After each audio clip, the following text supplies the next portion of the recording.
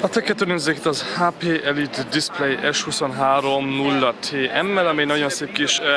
képen igazából, amit touchot tudunk használni, mat kijelzője van, és persze itt tudjuk akár a multitouchot is használni azzal, hogy itt van egy kis hely még körbe rajta, úgy akár vissza tudunk térni a Windowshoz, és különben vannak itt kis applikációk is, amikkel majd tudjuk használni, mint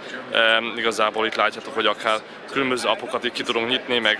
visszamenni a start menüre. Ha megnézzük, kívülről itt látjuk, hogy van a tetején még kamera is, vagyis persze akár még conference call is tudjuk használni, és itt oldalt be is tudjuk dugni bele a headsetünket, mivel hogy van benne egy hangszóró, és itt végig az alján, amivel tudjuk használni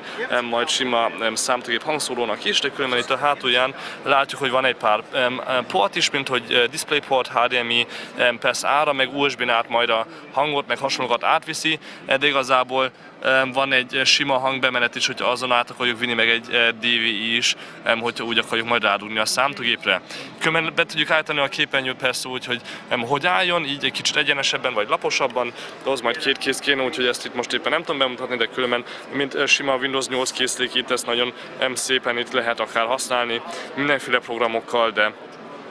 biztos tudok menni vissza ide a desktopra, és akkor itt akár több ujjal egyszerre is használni, mivel multitouchot is